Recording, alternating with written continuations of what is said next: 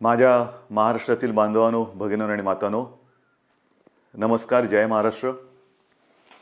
बऱ्याच दिवसानंतर आपण भेटतो आहोत. जवळपास 1 महिना होऊन गेला असेल. या एका महिन्यामध्ये जे काय घडलं ते आपल्या समोर घडलेलं आहे. अनेक संकटांचं असं असतं की यायला लागले की एका मागोमाग एक येतात. कोरोनाशी लढतो आहोत, त्याच्यात मध्ये निसर्ग चक्रीवादळ आलं. आपण सर्व किनारपट्टीतली लोक श्वास रोखून बघत होतो की हे वादळ नेमकं कुठे धडकणार.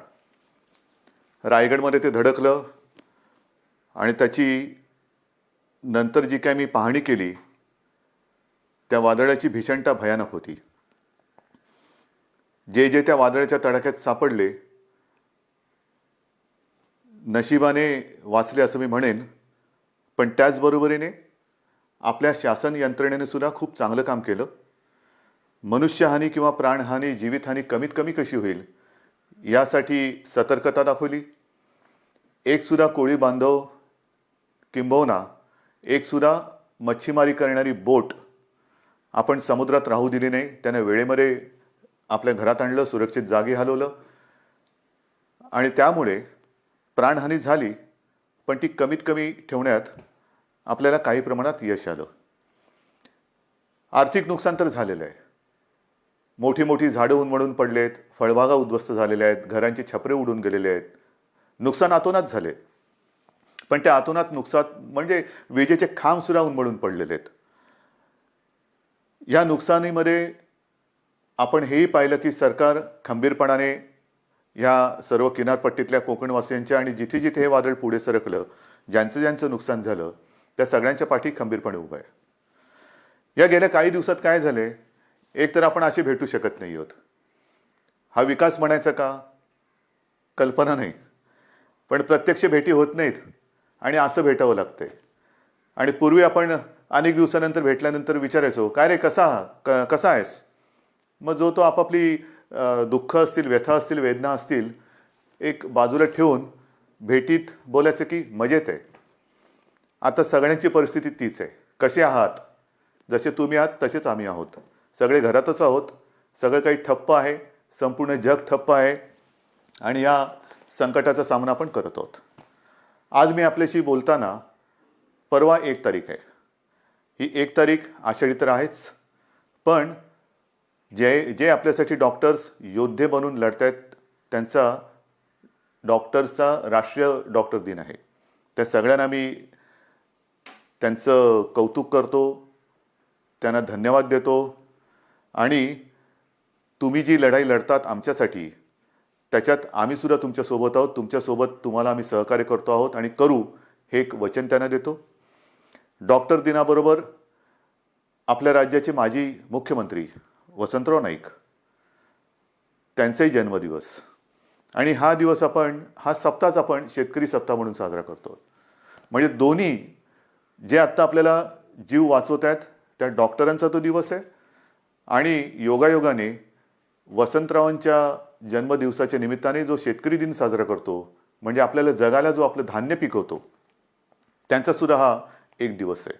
म्हणून मी या दोन्ही शेतकऱ्यांना आणि माझ्या डॉक्टर्सना विनम्र नमस्कार करतो आणि आपल्याशी आता बोलतो. साहजिकच आहे, 30 तारखेपर्यंत हा लॉकडाऊन आहे. माननीय पंतप्रधानांनी 30 जूनपर्यंत हा लॉकडाऊन जाहीर केलेला आहे. 30 जून नंतर काय होणार, मी यापूर्वीच आपल्याला सांगितलेलं आहे की आता लॉकडाऊन हा शब्द बाजूला ठेवायचा आणि हळूहळू आपण एक गोष्टी, सोयी सुविधा, सेवा ह्या उघडत जाणार. म्हणजेच 30 तारखेनंतर लॉकडाऊन उठणार का, तर अत्यंत स्पष्ट शब्दात नाही. मग काय होणार, असंच राहणार का, तर तेही उत्तर नाही आहे. आपण गेले 15-20 दिवस अनुभवतो आहोत. एक करत महाराष्ट्रामध्ये आपण अत्यंत काळजीपूर्वक पावलं टाकत सेवा सुविधा आणि काही गोष्टी म्हणजे दुकानं असतील, आजपासून आपल्या नाभिकांची जी सेवा आहे ती सुरू होते आहे, अशा काही गोष्टी सुरू करतो. दुकानं सुरू झालेली आहेत, काही ऑफिसेस काही प्रमाणात त्यांच्या कर्मचारी वर्गाची उपस्थिती त्यांना आपण परवानगी देऊन ती सुरू झालेली आहे. तर एक गोष्टी आपण सुरू करत चाललेलो आहोत.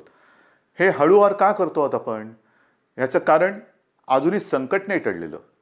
एक गोष्ट नक्की लक्षात ठेवा की आपण जे मिशन बिगिन अगेन किंवा पुनश्च हरिओम म्हणून सुरुवात केलेली आहे, ह्याचा अर्थ धोका टळलेला नाही, पण आपण थोडंसं कात्रीत सापडलेलो आहोत. ज्याला म्हणतात ना, इकडे आड आणि तिकडे विहीर. आपल्याला इथेही पडायचं नाही आणि तिथेही पडायचं नाही, मधोमध बरोबर आपला तोल सांभाळून हे संकट पार पाडायचं आहे, संकटाचा काळ हा पार पाडायचा आहे. आणि म्हणून केवळ आणि केवळ अर्थचक्राला एक गती द्यायला आपण सुरुवात करण्यासाठी म्हणून एक एक गोष्टी आपण उघडत चाललेलो आहोत. एखादी गोष्ट उघडली म्हणजे धोका टळलाय, आता आपण बिनधास्त, अजिबात नाही. कृपा करून तशा गैरसमजात, तशा भ्रमात राहू नका, कारण तसं जर का आपण वागू तर करोना आवासून बसलेलंच आहे. आपण करोनापासून वाचण्यासाठी घरात राहा म्हणून तुम्हाला मी सांगितलेलं आहे. अनावश्यक कामासाठी बाहेर पडू नका. आवश्यक असेल तेव्हा आणि तेव्हाच घराबाहेर पडा, हे माझं आजही सांगणं आहे. तुम्ही म्हणाला, रे हा काय आलं की नुसतं आपलं काळजी काळजी आणि काळजी. आपलं सरकार काळजीवाहू नाहीये, कारण नेहमी असं म्हणतात, ज्या सरकारला स्वतःची काळजी असते त्याला काळजीवाहू म्हणतात. हे सरकार तुमचं आहे, मजबूत आहे आणि तुमची महाराष्ट्राची काळजी घेणारं हे सरकार आहे. आणि म्हणून माझं कर्तव्य आहे की तुम्हाला धोक्यापासून सावध करणं. बाहेर जर का आपण पडलो आणि बिनधास्त वावरलो तर धोका आहेच, प्रत्येक पावलावरती धोका आहे. मला एका गोष्टीचा नक्कीच अभिमान आहे की माझे सगळे महाराष्ट्रातले बांधव, माता भगिनी, ह्यांचा सगळ्यांचा माझ्यावरती, आपल्या सरकारवरती विश्वास आहे आणि जे जे काही सरकार सांगतंय त्या सूचना तुम्ही पाळत आहात, म्हणून मला तुमचा अभिमान आहे. हे करत असताना काही ठिकाणी जसं आपण लोकलची मागणी केली होती, त्या लोकल सुरू झालेल्या आहेत. मुंबईमध्ये, ग्रामीण भागामध्ये उद्योगधंदे सुरू झालेले आहेत, तिथे सुद्धा लोकांचं येणं जाणं सुरू झालेलं आहे. विशेष म्हणजे जो शेतकरी, ज्याचा उल्लेख मी सुरुवातीला केला, तो शेतकरी आपण सगळे लॉकडाऊनमध्ये घरी असलो तरी सुद्धा न थकता, न थांबता आपल्यासाठी मेहनत करतोय, घाम गाळतोय, जमिनीत राबतोय, भूमीमध्ये राबतो आहे, अफाट मेहनत करतोय. त्या शेतकऱ्याच्या सोबत आपण आहोत आणि आपण राहिलं पाहिजे. मला कल्पना आहे की जसजसा हा सीझन आता पुढे सरकतोय, महाराष्ट्रातल्या ग्रामीण भागात, मग मराठवाडा असेल, विदर्भ असेल, काही ठिकाणावरून तक्रारी आलेल्या आहेत आणि त्याची गंभीर दखल आपण घेतलेली आहे. तक्रारी कोणत्या आहेत? बोगस बियाणं. हे दुर्दैव आहे, हे दुर्दैव आहे. ह्याचं कारण शेतकरी हा, एकतर शेतकऱ्याची अवस्था सगळ्यांचीच सारखी झालेली आहे, रोजगारच नाहीये. तरी देखील मागचा पुढचा विचार न करता हा शेतकरी आपल्यासाठी मातीत राबतोय, हे आपल्याला सर्वांनाच माहिती आहे. मरमर मरून, राब राब राबून, अफाट कष्ट करून जे बियाणं त्यांनी पेरलं ते बियाणं उगवलंच नाही. मग काय करायचं? दुबार पेरणीचं संकट आलं, आणायचे कुठून पैसे? एक तर असंही कर्जाचं ओझं जे आपण बऱ्याचशा प्रमाणात उतरवलेलं आहे आणि जे राहिलेलं आहे, जो शेतकरी माझा या कर्जमुक्तीच्या योजनेमधून काही कारणासाठी, म्हणजे जसं मी मागे सांगितलं तुम्हाला की 2 टप्प्यात जे आपण करणार होतो कर्जमुक्ती, त्याच्यातला काही भाग, काही लाख शेतकरी हे नेमकं तिथल्या स्थानिक निवडणुका आल्या, आचारसंहिता सुरू झाली म्हणून ही कर्जमुक्ती तिथली थांबली. त्याच्यानंतर करोनाचं संकट आलं म्हणून ही कर्जमुक्ती थांबली. पण आता आपण ठरवलेलं आहे की लवकरात लवकर हा उरलेला सुद्धा शेतकरी आहे त्याला देखील कर्जमुक्त करायचं. मग हे असं सगळं करून पैसा जमवून तो आपल्यासाठी बियाणं विकत घेतो, पेरतो आणि राबतो आणि बियाणंच उगवलं नाही. पण मी माझ्या शेतकरी दादांना सांगू इच्छितो की तुम्ही काळजी करू नका, हे सरकार तुमचं आहे. ज्यांनी ज्यांनी तुम्हाला फसवलेलं आहे ते कायद्याच्या कचाट्यातून सुटणार नाही. त्यांच्यावरती गंभीर गुन्हे दाखल करून त्यांना सजा तर होईलच, पण जे नुकसान तुमचं झालेलं आहे, त्यांनी केलेलं आहे, त्यांच्याकडनं तुम्हाला हे सरकार नुकसान भरपाई सुद्धा मिळून दिल्याशिवाय राहणार नाहीये. काळजी करू नका. हे सरकार म्हणजे असं बेवारशाचा कारभार नाहीये, कोणी यावं आणि माझ्या महाराष्ट्रातल्या जनतेला फसवून जावं, अजिबात नाही चालणार. ज्यांनी ज्यांनी शेतकऱ्यांना फसवलेलं आहे त्यांना शिक्षाही होणार, त्यांना शिक्षाही करणार. आणि म्हणून मला असं वाटतं की एक संधपणा जो आपल्यामध्ये आहे तो फार महत्त्वाचा आहे.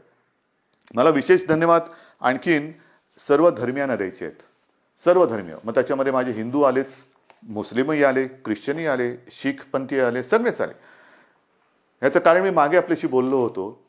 साधारणतः शिमगा म्हणजे होळी झाली, शिमगा झाला आणि कोरोनाची बोंबाबोंब सुरू झाली, ती अजूनही कायम आहे. सगळ्यांनी, मग तो ईद असेल, मग आपली रामनवमी असेल, आता तर मुख्य म्हणजे आषाढीची वारी, आषाढी एकादशी आता परवा आहे, मी चाललोय. पण सगळ्यांनी आपल्याला एक सामाजिक भान ठेवून हे उत्सव अत्यंत शिस्तबद्ध पद्धतीने जसं सरकार सांगते तशा पद्धतीने ते, आता साजरा हा शब्द विचित्र आहे, पण घरातल्या घरात का होईना साजरा करतात. सगळ्यांनाच धन्यवाद दिले पाहिजेत. आपल्या परंपरा आहेत. आषाढी एकादशीची परंपरा, वारीची परंपरा ही किमान 700-800 वर्षापूर्वीपासूनची आहे. आणि आपल्याशी मी आज बोलताना 2020 साल सुरू आहे. मला 2010चं साल आठवलं. 2010 साली मी पांडुरंगाचं दर्शन घेतलं.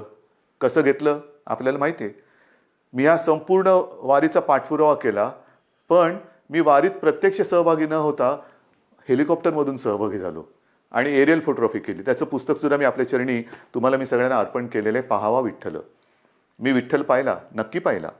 मंदिरात जाऊन नाही पाहिला कारण मी हेलिकॉप्टरमध्ये होतो, पण अथांग पसरलेल्या त्या वारकऱ्यांमध्ये मला ते विठ्ठलाचं विश्वरूप दिसलं. माझ्यासारखा भाग्यवान मीच असेन. विश्वरूप ज्याला म्हणतात ते विश्वरूप काय असतं ते विश्वरूप मी त्या वारकऱ्यांच्या रूपात पाहिलं. देहभान हरकून हे वारकरी विठू नामाचा गजर करत चालत असतात. अक्षरशः देहभान हरकलेले असतात. म्हणजे कशाचं काही त्यांना सगळं जग आजूबाजूला आहे नाही आहे नाही, बस विठू माऊली विठू माऊली विठू नामाचा गजर करत ते चालत असतात. ही गेल्या अनेक वर्षाची परंपरा. अनेक ठिकाणावरनं संत महात्म्यांच्या पालख्या तिकडे येतात आणि मग ते रिंगणं होतात. मध्ये मग ते इंदापूरचं रिंगण असेल, वाखरीचं रिंगण असेल, ते घोडे धावतात. हे सगळं अप्रूप हे केवळ आपल्या देशातच होऊ शकतं. पण त्या सगळ्या वारकऱ्यांनी सुद्धा संयम दाखवला. जे सरकार म्हणेल ते, हे असे नागरिक कुठे सापडणार तुम्हाला. आणि त्या वारकऱ्यांना सांगतोय की नाईलाज म्हणून आपल्याला यावेळेला तो सगळा वारीचा सोहळा हा आटोपशीर करावा लागला. पण मी आपल्या वतीने आपल्या विठुरायाला साकडं घालायला जाणार आहे. नक्की जाणार. विठुरायाला मी साकडं घालणार की विठुराया हे काय आहे, कोणते दिवस आहेत, कशी दिवस आहेत, कशी परिस्थिती आहे. हे तुझे लाखो करोडो भक्त आज तुझ्या दर्शनाविना घरातल्या घरात आहेत. आणि का तरी अशी विचित्र परिस्थिती आलेली आहे. तुझे चमत्कार आम्ही अनेक ऐकलेत. आम्ही तुमचे चमत्कार अनेक चित्रपटातून पाहिलेत. पण आता हा चमत्कार आम्हाला दाखव आणि हे करोनाचं संकट लवकरात लवकर नष्ट करून केवळ माझा महाराष्ट्रच नाही तर संपूर्ण जगाला पुन्हा एकदा सुखाचे, समृद्धीचे आणि निरोगी आयुष्याचे दिवस दाखव. हे साकडं घालायला मी जाणार आहे. वारकऱ्यानो, आशीर्वाद, तुमचे आशीर्वाद माझ्या पाठी असू द्या की ते आशीर्वाद घेऊन मी विठुरायाचे आशीर्वाद घ्यायला जाईल. आणि मला खात्री आहे तुम्ही जर मागे उभे राहिलात ना तर आपली विठू माऊली सुद्धा त्या माझ्या साकड्याला यश दिल्याशिवाय राहणार नाही.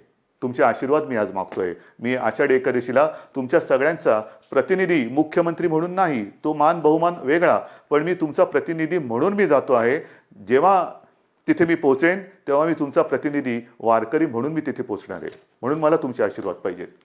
आषाढीची ही उद्याची आषाढी, परवाची आषाढी एकादशी येते. त्याच्यानंतर दहीहंडी येते. दहीहंडीच्या मंडळानं सुद्धा मला खास धन्यवाद द्यायचे. कोणीही माझ्याशी बोलायला आलं नाही, कोणी कोणाशी चर्चा केली नाही, पण एक सामाजिक भान ठेवून त्यांनी स्वतःहून दहीहंडीचा उत्सव हा रद्द केला. ह्यालाच म्हणतात एक सामाजिक जाणीव, सामाजिक भान. शेवटी उत्सव म्हणजे काय, कोणासाठी उत्सव, आनंदासाठी असेल. पण जर हे संकट चहूबाजूनी आपल्याला वेढून टाकत असेल तरी देखील आम्ही उत्सव साजरे करतोय, हे असा आंधळेपणा नाही उपयोगाचा. मग दहीहंडी झाल्यानंतर मी काल परवाकडेच गणपती उत्सवाबद्दल एक आपल्याला विनंती केलेली आहे. कारण जसं वारीची परंपरा आहे, दहीहंडी आपल्याकडे साजरा होतोय, मग गणपती बाप्पा येणार, मग नवरात्री येणार, मग दिवाळी येणार, त्याच्यामध्ये ईद येणार, मग आपल्या मुंबईमध्ये माउंट मेरीची यात्रा येणार. हे सगळे सणवार हे सगळ्या धर्मियांचे हे आता येणार. पण त्याच्यामध्ये जर का आपण आपलं सामाजिक भान पाळलं नाही तर ज्या संकटाशी आपण लढतो आहोत त्या संकटाला आपण आपला दरवाजा उघडा करून देतो आहोत. म्हणून मी गणपती उत्सवात सगळ्यांना विनंती केलेली आहे. एक तर सर्व मंडळांची मी बैठक घेतली आणि त्यांना सुद्धा मला खास धन्यवाद द्यायचे आहेत की सर्व मंडळांनी एक सुरामध्ये सांगितलं की उद्धवजी, सरकार घेईल तो निर्णय आम्हाला मान्य आहे. तुम्हाला सुद्धा मी मनापासून नमस्कार करतोय आणि गणरायाला सुद्धा हेच जे विठुरायाच्या चरणी मी प्रार्थना करतोय. आपण जो निर्णय घेतलाय की यावेळेला एक सामाजिक भान ठेवून हा उत्सव साजरा करूया. मी सर्वांना विनंती केलेली आहे की जिथे जिथे सार्वजनिक गणेशोत्सव होतात, मुंबई, पुणे, सर्वत्र सर्वत्र राज्यभर होतात. मग काही काही मूर्त्या 15-15, 20-20 फूट असतात, 22 फूट, 23 फूट. नाही, आता ही परिस्थिती तशी नाही आहे. सर्वांनी थोडा संयम ठेवा. आणि मूर्तीची उंची जास्तीत जास्त मी 4 फूट सांगितलेली आहे. का 4 फूट सांगितली? तर मूर्ती हलवताना सुद्धा जास्त लोक एकमेकाच्या जवळ येता कामा नयेत. विसर्जनाची सुद्धा आगमनाची मिरवणूक नाही, विसर्जनाची मिरवणूक नाही. मग गणेशोत्सव साजरा कसा करायचा? अजून थोडा अवधी आहे. आपण चर्चा करून त्याच्यातनं सुद्धा हा नेमका कसा करायचा त्याच्यावरती मार्ग काढू. कारण आपण परंपरा जपणारी माणसं आहोत. ज्या लोकमान्यांनी त्या काळात, स्वातंत्र्यपूर्व काळामध्ये घरातला गणपती त्यांनी बाहेर आणला. कारण स्वराज्य, त्याच्यासाठी लोक एकत्र आली पाहिजेत. म्हणजे त्यांनी सणांची चळवळ केली. आपण चळवळीचा वारसा घेऊन पुढे जायचं आहे. त्या चळवळीमध्ये सगळी लोक एकत्र आली, एकोपा वाढला. आता सुद्धा तो एकोपा कायम आहे. मग हा एकोपा चळवळीसाठी पुढे न्यायचा असेल तर आपण आपला महाराष्ट्र विघ्नहर्त्याचं आगमन होतंय, मग त्याचे आशीर्वाद घेऊन त्याच्या साक्षीने विघ्नमुक्त करू शकतो का, कोरोनामुक्त करू शकतो का, हे आपल्याला बघायला पाहिजे. आणि करू शकतो. जर का आपण ठरवलं तर आपण नक्की करू शकतो. आरोग्यविषयक जर का आपण शिबिरे घ्यायचं ठरवलं, मध्ये मी जसं आपल्याला सांगितलं की रक्ताचा तुटवडा आल्यानंतर रक्तपुरवठा किंवा रक्ताचा साठा कमी होता, तेव्हा मी 2 वेळा आवाहन केलं की रक्तदान करा. मी आवाहन करण्याचा अवकाश, चहूबाजूने रक्तदाते पुढे आले आणि ती जी काही आपली टंचाई होती ती दूर झाली. रक्तदान करा म्हटलं तर रक्तदान केलं. कारण आपण गणपतीचे अंधभक्त नाहीत तर जागरूक भक्त आहोत. आणि त्याच्यासाठी मला असं वाटतं की आरोग्यविषयक काय खबरदारी घेता येईल, काय जागरूकता आणता येईल, काय करता येईल, या सगळ्या गोष्टी आपण हळूवार सांगत जाऊ. तूर्त मी आपल्याला मूर्तीची एक कल्पना दिलेली आहे. रक्तदानाबद्दल मी जेव्हा बोललो तेव्हा आणखीन एका विषयाबद्दल मला आपल्याशी बोलायला पाहिजे. आणि तो विषय आहे रक्तदानाशी निगडीत, तो म्हणजे प्लाझ्मा थेरपी. आपल्याला कल्पना आहे की साधारणतः मार्चपासून हे कोरोनाचं संकट आपल्यासमोर आल्यानंतर त्या संकटाची आपण जे हातात शस्त्र मिळेल ते शस्त्र घेऊन लढतो आहोत. मग लॉकडाऊन असेल, लॉकडाऊन, ट्रॅकिंग ट्रेसिंग असेल तेही करतो आहोत, चाचण्या वाढवतो आहोत. चाचण्या वाढवल्यानंतर उपचार पद्धती. आणि मी नक्की सांगेन, अभिमानाने सांगेन की आपला महाराष्ट्र, आपली मुंबई, जे आपले डॉक्टर्स आहेत, जो आपला टास्क फोर्स आहे, उपचाराच्या बाबतीमध्ये जगाच्या बरोबरीने आपण चाललेलो आहोत. कुठेही एक सूतभर सुद्धा जगाच्या पाठी आपण नाही. चहूबाजूला आपली नजर आहे. कोणत्या देशात काय चालले, या देशात काय चालले, कोणते उपचार होत आहेत, कोणते औषधे होत आहेत. म्हणजे गेल्या आठवड्यामध्ये सहज मी बसलो असताना मला मेसेज आले. BBC मध्ये एक बातमी होती, ब्रेक थ्रू डेक्सामेथाझॉन हे नवीन औषध सापडलं. मी टास्क फोर्सच्या डॉक्टरना फोन केला. ते म्हणाले, उद्धवजी हे औषध आपण गेले 2 महिने आवश्यकतेनुसार वापरतोच आहोत. म्हणजे आपण हे औषध वापरतोच आहोत. मग प्लाझ्मा थेरपी सुद्धा आपण साधारणतः मार्च-एप्रिलपासून सुरू केलेली आहे. पण आज मला अभिमानाने एक गोष्ट सांगावीशी वाटते की सुरुवातीला आपल्याकडे 1-2 ठिकाणीच प्लाझ्मा थेरपी आपण वापरत होतो. आजपर्यंत साधारणतः असं धरा की 10 जणांवरती आपण उपचार केले असतील तर जवळपास 9 जण त्याच्यात बरे झालेत, 7 जण तर जवळपास बरे होऊन घरी पण गेलेले आहेत. म्हणजे प्लाझ्मा थेरपी सुद्धा उपयोगी पडते. आणि त्याच्यासाठी उद्याच एका गोष्टीचं आपण लोकार्पण करतो आहोत. जे करतो आहोत ते तळमळीने करतो आहोत, मनापासून करतो आहोत आणि आवश्यकतेपेक्षाही थोडे जास्त करण्याचा आपला प्रयत्न आहे. आणि उद्या आपण एक गोष्ट अशी करतोय की कदाचित शब्द वापरतोय, कदाचित देशातलं सगळ्यात मोठं प्लाझ्मा थेरपी देणारं आपलं राज्य ठरेल. प्लाझ्मा थेरपीचा वापर करणारं आपलं राज्य ठरेल. कारण आपण ही केंद्र वाढवतो आहोत. पहिल्यांदा 2 होती, त्याचा विस्तार आपण करतो आहोत. उद्या कदाचित देशातलं सगळ्यात प्लाझ्मा थेरपीचा वापर करणारं पहिलं राज्य ठरेल आपलं. पण हे सुविधा झाल्या. मला जे खास करून ज्यांना कोरोना होऊन जे सुखरूप बरे होऊन घरी गेलेत त्यांना एक विनंती करायची. रक्तदान हे कसं, एक रक्तदान कोणी करू शकतो, पण प्लाझ्मा कोणाचं वापरू शकतो? रक्तगटाप्रमाणे तर तो वापरावा लागतोच. पण ज्यांना कोरोना होऊन जे बरे झालेत आणि ज्यांच्या शरीरात ती अँटीबॉडी तयार झालेली आहे, अशांचं रक्त घेऊन, त्यातनं प्लाझ्मा घेऊन त्या रक्तगटाच्या रुग्णाला जर तो प्लाझ्मा आवश्यकतेनुसार वापरला तर बऱ्याच रुग्णांचा प्राण आपण वाचवू शकता.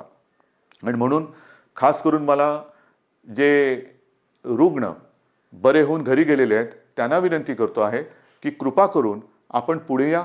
आमच्या शासकीय विद्यालयांना जी वैद्यकीय विद्यालय आहेत त्यांना संपर्क करा, शासकीय डॉक्टर्स आहेत त्यांना संपर्क करा आणि आपण जसं रक्तदान करतो रक्तदानच करायचं आहे, पण तसं प्लाझ्मा दान करा की जेणेकरून आपण वाचलात, आपल्या माध्यमातून आणखीन काही जण वाचू शकतो. ह्यालाच तर आपण एकत्रितपणा म्हणतो, ह्यालाच तर आपण एकजूट म्हणतो आणि ती आपल्या रक्तामध्ये आहे. आणि ती मी मागेही म्हटलं होतं, लढणं हे आपल्या रक्तात आहे आणि जेव्हा रक्ताचा तुटवडा होता तेव्हा रक्तदान करून हा लढाऊ बाणा आपण सिद्ध केलाय. आता हा पुन्हा एकदा सिद्ध करण्याची नव्हे, पण त्याच्या आवश्यकतेनुसार वापर करण्याची गरज आहे. बांधवांनो आणि माता भगिनींनो, एक गोष्ट नक्की आहे की जसं मी औषधाच्या बाबतीत तुम्हाला सांगितलं की कोणत्याही औषधाच्या बाबतीत आपण पाठी नाही आहे. सुरुवातीपासून जी औषधं आपल्याला वाटतात की वापरली पाहिजेत, म्हणजे आता सगळीकडे रेमडेसिवीर कितीला मिळणार, रेमडेसिवीर मिळणार की नाही, रेमडेसिवीरची किंमत काय होणार, मग फॅव्हिपिरावीर, म्हणजे जशी जशी नावं येतात तसतसं त्याचा बोलबाला होतो. पहिला होता तो एससीक्यू हायड्रॉक्सिक्लोरोक्विन, मग त्याचा एक हे झाला, ते आपण वापरतोय, आवश्यकतेनुसार वापरतोय. रेमडेसिवीर वापरतो आहोत, टॉझिलिझुमॅब वापरतो आहोत, आयव्हरमेक्टिन वापरतो आहोत, डॉक्सी वापरतो आहोत. तुम्ही नाव सांगा, ती सगळी औषधं आपण इकडे वापरतो. परंतु ही औषधं वापरायला साहजिकच आहे आपल्याला केंद्र सरकारच्या त्या आरोग्य विभागाची परवानगी लागते. आणि मला एक गोष्ट आपल्याला सांगायची आहे, साधारणतः एप्रिल शेवट किंवा मे असेल, मेची सुरुवात किंवा पहिला मध्ये असेल, आपण ह्या औषधाच्या उपलब्धतेसाठी पाठपुरावा सुरू केला, रेमडेसिवीर आणि फॅव्हिपिरावीर, कारण तिथून परवानगी घ्यावी लागतील. मग त्याच्यानंतर एका रुग्णांच्या ग्रुपवरती त्याची टेस्ट घ्यावी लागते. ती यशस्वी झाल्यानंतर मग तिथून परवानगी मिळाल्यानंतर मोठ्या प्रमाणात आवश्यकतेनुसार त्याचा वापर करावा लागतो. आता गेल्या आठवड्यामध्ये ह्याची परवानगी आपल्याला मिळालेली आहे, रेमडेसिवीर आणि फॅव्हिपिरावीर. येत्या काही दिवसात याचा पुरेसा साठा हा आपल्याला उपलब्ध होईल. किमतीची पर्वा करू नका. शासकीय आणि निमशासकीय रुग्णालयामध्ये मी तर म्हणतोय की रेमडेसिवीर आणि ही औषधं आपण मोफत उपलब्ध करून देण्याच्या विचारामध्ये आहोत. पण पहिली गोष्ट ही उपलब्ध होत आहेत आता, म्हणजे कोणी काळजी करण्याचं कारण नाही आहे. कसं मिळणार आता आहे, अजून एक थोडे दिवस आपल्याला त्याच्या साठ्याबद्दल किंवा उपलब्धतेबद्दल आपण प्रयत्न करून ती उपलब्ध करून देतो आहोत.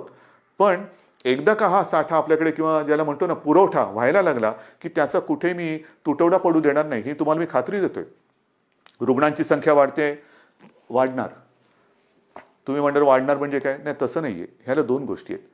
आपण अर्थचक्राला गती देण्यासाठी काही गोष्टी हळूहळू मिशन बिगिन अगेन म्हणून सुरुवात केलेली आहे.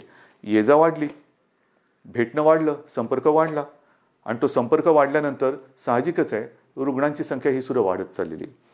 पण ही रुग्णांची संख्या वाढत असताना आपण टेस्टची संख्या सुद्धा वाढवतो आहोत आणि ती वाढवलेली आहे. म्हणून आता रुग्ण येण्याची वाट न बघता आपण व्हायरस पोचायच्या आत तिकडे पोहोचण्याचा प्रयत्न करतोय. चेस द व्हायरस ही एक नवीन संकल्पना मुंबईत सुरू केली, ती संपूर्ण राज्यभर आता आपण राबवत आहोत. Chase the virus. आणि त्याच्यासाठी रुग्णांची संख्या जरी वाढत असली तरी आपल्याकडे आरोग्य सुविधाही आपण वाढवत आहोत. औषधांची सुद्धा कुठेही टंचाई होणार नाही, औषधोपचार ते सुद्धा वाढवत आहोत. पण या निमित्ताने मला पुन्हा एकदा काही डॉक्टर्स जे आहेत, ज्येष्ठ डॉक्टर्स, मी समजू शकतो प्रत्येकाला जीवाची काळजी असतेच, पण काही ज्येष्ठ डॉक्टर्स जे 55-60च्या वरती आहेत पण अनुभव आहे त्यांना, 55-60च्या वरती आहेत आणि ज्याला आपण म्हणतो की हाय रिस्क, म्हणजे ह्या डॉक्टर्सना सुद्धा त्यांना सुद्धा सकाळ दुपार संध्याकाळ रात्र 24 तास ही रुग्णांची काळजी आहेच. तर त्यांना सुद्धा इतर काही व्याधी किंवा विकार आहेत, म्हणजे डायबिटीज असतील, किडनीचे विकार असतील, समजा दुसऱ्या काही आणखीन गोष्टी असतील, तर ते सुद्धा थोडेसे घाबरून हॉस्पिटलमध्ये जात नाही आहेत. मी त्यांना नम्रपणाने विनंती करतोय की आपण काळजी करू नका. एक काळ असाही होता की सगळीकडे पीपीई किट मिळत नाही, N95 मास्क मिळत नाही. आता या सगळ्याचा पुरवठा आपल्याकडे मुबलक आहे, साठा मुबलक आहे. काही काळजी करू नका. तुमच्या पाठी सरकार आहे. जे तुमच्या सुरक्षेसाठी आवश्यक आहे ती संपूर्ण खबरदारी घेण्याची तयारी सरकारची आहे. कारण आपण कोविड योद्धा म्हणायचं आणि त्याला बिना शस्त्रांनी पाठवायचं असं अजिबात होणार नाही. पण आज आपली गरज आहे, महाराष्ट्राला गरज आहे, आपल्या अनुभवाची गरज आहे. कारण अनेक ठिकाणी आपण ज्येष्ठ डॉक्टरांची एक अनुपस्थिती हे अनुभवतो आहोत. म्हणून मी सगळ्यांना विनंती करतोय की आपण जिथे जिथे असाल, हॉस्पिटलमधले असाल हॉस्पिटलमध्ये जा, खाजगी आपले दवाखाने क्लिनिक असतील कृपया सुरू करा. ज्या ज्या गोष्टीची आपल्याला उपकरणांची आवश्यकता असेल ती सरकारकडनं आपल्याला दिली जाईल. तुम्ही त्याच्यात अजिबात काळजी करू नका. तुम्हाला जे जे पाहिजे ते पुन्हा मिळेल, ते पूर्ण मिळेल. अशा पद्धतीने आपण एका बाजूला आरोग्य सुविधा वाढवत चाललेलो आहोत, एका बाजूला टेस्टची संख्या वाढवत चाललेलो आहोत, टेस्टची केंद्र वाढवत चाललो आहोत. आता तर काही अँटीबॉडी आणि अँटीजेन टेस्ट करण्याचे रॅपिड किट येत आहेत, तेही मोठ्या प्रमाणावरती आपण घेतो आहोत की ज्याचा एक प्राथमिक जो आपल्याला गाईड करू शकतो, मार्गदर्शक ठरू शकतो की कोणाला हा कोरोना होऊन गेला आहे का, त्याच्याबद्दल एक माहिती मिळते आणि साधारणतः निगेटिव्ह पॉझिटिव्ह ह्याच्याबद्दल एक गाईडलाईन मिळते आणि मग आपण त्या पद्धतीने त्याला वेगळं करून उपचार सुरू करू शकतो. तर ह्याही टेस्ट आपण करतो आहोत. ह्याचं कारण असं की आता पावसाळा सुरू झालेला आहे. पावसाळा सुरू झाल्यानंतर नवीन अंकुर येतात, कोंब येतात, पालवी फुटते, हिरवगार होतं, सगळं हिरवे हिरवे गार गालीचे सगळीकडे पसरलेले दिसतात. फार सुखद असं दृश्य असतं. पावसाळा जसं एक नवीन जीवन घेऊन येतो तसंच प्रत्येक ऋतू हा त्याचे काही चांगले आणि काही विचित्र गोष्टी घेऊन येत असतो. पाऊस म्हटल्यानंतर ह्या 2-3 बैठका गेल्या काही दिवसात झालेल्या, त्याच्या आधी झालेलं जसं निसर्ग चक्रीवादळ आलं त्याच्या तयारीची बैठक, जास्त पाऊस पडणार आहे का, मग कुठल्या भागात पडणार आहे, पूर येऊ शकतो का, त्याची तयारीची बैठक. म्हणजे पाऊस आला, आनंद हा घेऊन येतो, नवजीवन घेऊन येतो, पण कुठेतरी नैसर्गिक आपत्ती घेऊन येतो. पूर आला नाही तरी काही ठिकाणी अतिवृष्टीमुळे इतर रोगराई येते. मग त्याच्यात मलेरिया आला, डेंग्यू आला, लेप्टो आला, डायरिया आला, सर्दी खोकला आला आणि त्याच्यासोबत कोरोना आहे. मग काय करणार, ह्याची सुद्धा तयारी आपली सुरू आहे. पण मला आपल्याला खास करून शहरी भागात राहणारी जी लोक आहेत त्यांना सांगायचं, मग मुंबई, पुणे, नाशिक सगळीकडे, संभाजीनगर आहे, नागपूर आहे, सगळीकडेच, की या वेळेला आपले सगळे कर्मचारी ह्या कोरोनाच्या लढाईमध्ये आहेत. अफाट मेहनत करतात, साफसफाई करतात, नाले सफाई होते, सगळं साफसफाई होते. पण आता थोडी स्वतःची काळजी मी 1-2 वर्षापूर्वी सुद्धा, किंवा मला असं वाटतं तेही त्याला 7-8 वर्ष झाली असतील, विशेषतः तेव्हा मुंबईपुरतं मी बघत होतो. आता तर माझा महाराष्ट्र, तुम्ही सगळे माझे सोबती आहात, मला संपूर्ण महाराष्ट्र बघायचं आहे. सांगण्याची गोष्ट काय की हे जे दिवस असतात ते मलेरिया आणि डेंग्यूचे असतात. आणि हा डेंग्यू असा विचित्र आहे की एक कोका कोलाच्या बाटलीचं बुच असं उपडं पडलेलं असेल आणि त्याच्यात तेवढं बुचभर जरी पाणी असलं तरी त्याच्यात सुद्धा डेंग्यूच्या आळ्या होऊ शकतात. अंडं कुठे अर्धवट पडलेलं, फुटून पडलेलं आहे, टायर पडलेले असतात, हे फार धोकादायक. त्याच्यानंतर प्लास्टिकचं कवर असतं, त्याच्यात ते थोडेसे असे खळगे तयार होतात, त्याच्यात पाणी साठतं. नारळाच्या त्या काय त्याला म्हणतात, कवट्या, त्याच्यात पाणी साठतं. झाडांच्या फांद्या तुटून ढोल्या तयार झाल्या असतात, त्याच्यात पाणी साठतं आणि त्याच्यात सुद्धा डेंग्यू होऊ शकतं. तर आपल्याला आपला परिसर स्वच्छ ठेवायचा आहे. कुठेही पाणी साठू देऊ नका. एअर कंडिशनच्या खाली, त्याच्यानंतर फ्लॉवर पॉटमध्ये, अनेक घरामध्ये फेंगशुई त्याच्यासाठी जे काय झाडं लावली जातात त्याच्यामध्ये पाणी असतं, त्याच्यात डेंग्यूच्या आळ्या होऊ शकतात. तर ह्या सगळ्या गोष्टींपासून आता आपल्याला खबरदारी घ्यायला पाहिजे. कारण एका मागोमाग एक संकटाची मालिका ही आपल्याला आता तोडायलाच पाहिजे. मी तुम्हाला ह्या सगळ्या काळज्या घ्यायला सांगतोय कारण एक आपुलकीने सांगतोय, प्रेमाने सांगतोय की काय करावं, काय करू नये. आज सुद्धा मी जेव्हा बघतोय की अनेक ठिकाणी, मुंबईत असो, शहरात असो, पुण्यात असो, ग्रामीण भागात असो, काही ठिकाणी अरे आता झालं सगळं. नाही, झालेलं काही नाही आहे, झालेलं काही नाही आहे. भाजीवाले बसलेत, तिकडे सुद्धा गर्दी होते, तोंडावरती मास्क नाही, हात कुठेही लावतायत, चेहऱ्याला हात लागतायत. आपणहून कोविडला बळी पडू नका, आपणहून पडू नका. ह्या ज्या प्राथमिक ज्या काही गोष्टी आहेत ना, ह्या जर का आपण पाळल्या, म्हणजे बाहेर फिरताना तोंडावरती मास्क लावणं, एकमेकांपासून अंतर ठेवणं. मी सुरुवातीला सांगितलं होतं की मॉर्निंग वॉकला आपण परवानगी दिलेली आहे, सकाळचा व्यायाम करायला परवानगी दिलेली आहे. तो आरोग्यासाठी दिलेली आहे, आरोग्य सुदृढ व्हावं म्हणून दिलेले आहे, आजाराला बळी पडण्यासाठी नाही आहे. तर ह्या काही गोष्टी ह्या आपल्याला पाळाव्या लागतील. जशा काही गोष्टी आपण ओपन करत चाललेलो आहेत तशा ह्या केसेस वाढत आहेत आणि काही ठिकाणावरून माझ्याकडे विचारणा होते की आम्हाला ह्या भागामध्ये पुन्हा लॉकडाऊन करण्याची परवानगी द्या. लॉकडाऊन करायचं का? मी आपल्याला प्रश्न विचारतोय, करायचं लॉकडाऊन? कारण हे तुम्ही ठरवायचे. जर गरज नसताना बाहेर पडलात आणि गर्दी केली आणि केसेस वाढायला लागल्या तर पुन्हा येरे माझ्या मागल्या. मग एक एक गोष्टी आपण पुढे पाऊल टाकताना पुन्हा मागे नाही यायचं आता. म्हणून लॉकडाऊन करायचं की नाही ह्याचा निर्णय आता मी तुमच्यावर सोपवतोय. जर मला असं वाटलं की गर्दी वाढते, केसेस वाढत आहेत, तर मी प्रशासनाला सांगितलेलं आहे की अशा ठिकाणी जर का आवश्यकता वाटली, शक्यतो नको पण आवश्यकता वाटली तर मग पहिल्यासारखा लॉकडाऊन करण्याची गरज तिकडे पडू शकते. कारण कोरोना हा व्हायरस वस्त्या, एक एक वस्ती, जसं काही ठिकाणी तो शिखरावरती पोचला, खाली आला, पण वस्ती बदलली. काही ठिकाणी जिकडे अजून प्रादुर्भाव नाही आहे तिकडे सुद्धा गाफील राहून नाही चालणार. तर ह्या अशा काही काळज्या घेऊन आपल्याला ह्या पुढच्या काळाची वाटचाल करायची. दरम्यान मी तुम्हाला सांगितलं की शेतकऱ्यांसाठी सुद्धा कर्जमुक्तीची योजना जी थोडी काही भागात अपूर्ण राहिली ती आपण पूर्ण करतोय. बोगस बियाण्यामुळे फसले गेलेले शेतकरी त्यांच्या पाठीशी आपण उभे राहतो. आता 30 जूनला प्रधानमंत्री गरीब कल्याण योजना ह्याच्यामध्ये खास करून जे भगवं रेशन कार्ड ह्यांना अन्नधान्य देण्याची जी योजना आहे तिची मुदत संपते. बिना रेशन कार्ड म्हणजे ज्यांच्याकडे रेशन कार्ड नाही त्यांना अन्नधान्य देण्याची योजना संपते. मी गेल्या 8-10-15 दिवसापूर्वी जेव्हा प्रधानमंत्र्यांची व्हिडिओ कॉन्फरन्स होती तेव्हा स्वतः ही मागणी केलेली आहे की 30 तारखेला ही मुदत संपते, धान्य देण्याची मुदत संपते आहे, कृपा करून आणखीन 3 महिन्यासाठी आम्हाला वाढवून द्या. कारण अजूनही हे संकट गेलेलं नाही, उलट केसेस वाढत आहेत. त्याच्यामुळे ही भगवं रेशन कार्ड असेल किंवा ज्यांच्याकडे रेशन कार्ड नाही यांना धान्य देण्याची जी काही योजना आहे प्रधानमंत्री गरीब कल्याण योजना, ती आणखीन आम्हाला 3 महिने वाढून द्या हे मी पंतप्रधानांकडे सांगितलेलं आहे.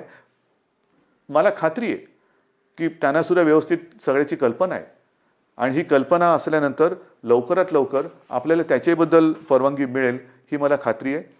हे सगळं झालं चित्र हे आरोग्यविषयक. अर्थचक्राच्या बाबतीमध्ये आपण खचून गेलेलो नाही आहोत. मला एका गोष्टीचा अजून एक अभिमान आहे, नक्कीच आहे, की गेल्या 15 दिवसात महाराष्ट्राने जवळपास 16,000 कोटींचे सामंजस्य करार काही विदेशी कंपन्यांसोबत केलेले आहेत. 16,000 कोटी ही एक फार आपली जमेची बाजू आहे. म्हणजे या संकटामध्ये सुद्धा आपला महाराष्ट्र हा विविध गुंतवणूकदारांना आणि उद्योजकांना आपला वाटतोय हे फार महत्त्वाचं आहे. येत आहेत या गुंतवणूकदारांना कुठे आपण दरवाजे बंद ठेवलेले नाही आहेत. या माझ्या महाराष्ट्रात या, माझ्या विदर्भात या, माझ्या मराठवाड्यात या, माझ्या कोकणात या, माझ्या उत्तर महाराष्ट्रात या, पश्चिम महाराष्ट्रामध्ये या, जिथे तुम्ही म्हणाल तिथे तुम्ही या. जे जे काय तुम्ही कराल तुम्ही जरूर करा. तुमच्यासाठी आमच्या महाराष्ट्राची, देशाची आणि महाराष्ट्राची दारं उघडी आहेत. आल्यानंतर साहजिकच आहे अर्थचक्राला गती मिळाली पाहिजे. माझ्या स्थानिक भूमिपुत्रांना नोकऱ्या मिळाल्या पाहिजेत, रोजगार मिळाला पाहिजे. या सगळ्या गोष्टींसाठी आपण नुसतं कोरोना एके कोरोना करत नाही बसलेलो आहोत. इतर सुद्धा काही ज्या गोष्टी आहेत, ज्या उद्योगधंद्याच्या बाबतीत असतील, विकास कामाच्या बाबतीत असतील, ह्याही गोष्टी, ह्याही आघाड्यांवरती आपण ती ऑफिसेस लॉकडाऊनमध्ये ठेवलेली नाहीत.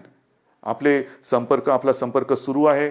सगळ्यांना आपण संपर्क करतो आहोत, त्यांच्या आवश्यकता समजून घेतो आहोत, आपण त्यांना काय देऊ शकतो त्याच्यावरती विचार करतो आहोत. काही अटी तटी शर्ती मी आल्यानंतर असं काही जणांना होतं, नको तो बाबा महाराष्ट्र, आम्ही चाललो परत. तसं नाही आहे. तुम्ही सांगा काय काय आम्ही करू शकतो, हे आम्ही करू शकतो, ते तुम्हाला मान्य असेल जरूर या. एकदा आल्यात की तुम्हाला कुठेही आडकाठी केली जाणार नाही. या पद्धतीने आपण जातो आहोत. मग ते पर्यटनाच्या बाबतीत असेल, उद्योगधंद्याच्या बाबतीत असेल, चहूबाजूनी आपण आपले प्रयत्न सुरू आहेत. याचं कारण असं की आपल्याला सर्वांना कल्पना आहे की आपलं अर्थसंकल्पीय अधिवेशन सुरू होतं. अर्थसंकल्प मांडला काय, नवीन स्वप्न घेऊन आम्ही तुमच्यासमोर आलो काय आणि अचानक हे संकट आल्यानंतर तेही अधिवेशन आपल्याला आवर्त घ्यावं लागलं. तर ही अशी सगळी परिस्थिती आहे. ह्या परिस्थितीचा मुकाबला करतो आहे. शिक्षणाच्या बाबतीत सुद्धा निर्णय तुम्हाला मी सांगितलेला आहे. तर सगळ्यांचीच काळजी घेतोय. शाळा सुरू होणार का, तर माझं म्हणणं आहे शाळा सुरू होणार का पेक्षा शिक्षण कसं सुरू होणार त्याच्यावरती आपण लक्ष देतो. मग ते शालेय शिक्षण असेल, महाविद्यालयीन शिक्षण असेल, सगळ्याच बाबतीत आहोत. तर असं एक गोष्टी आपण करत चाललेलो आहोत. मला खात्री आहे जसं जे सहकार्य तुम्ही आजपर्यंत मला केलं, सरकारला केलं, तसंच याही पुढे कराल. जे जे काय आपण करू ते मी तुम्हाला आधीच सांगितलेलं आहे की तुम्हाला न सांगता मी काही करणार नाही. लॉकडाऊन हा शब्द जरी मी वापरत नसलो तरी याचा अर्थ आपण परवापासून सगळं काही उघडतो आहोत असा गैरसमज करून घेऊ नका. आज देखील आपल्याला उलटं आज जास्त शिस्तीची गरज आहे. कारणाशिवाय बाहेर पडू नका. कारण आपण असं म्हणतो की ज्येष्ठ नागरिक म्हणजे घरातले आई वडील कोणी ज्येष्ठ सगळे आपले कुटुंबीय त्यांची काळजी घ्या, मुलांची काळजी घ्या आणि तरुणांनो बाहेर पडा. ह्याचा परिणाम असा होतोय की तरुणसुद्धा आता संक्रमित व्हायला लागलेले आहेत. आणि बऱ्याच ठिकाणी आजही म्हणजे आजसुद्धा एक गोष्ट चांगली आहे की 80% लोकांना लक्षणच दिसत नाही. पण लक्षण दिसले नाहीत ह्याचा अर्थ त्याला प्रादुर्भाव झाला नाही अशातला भाग नाही.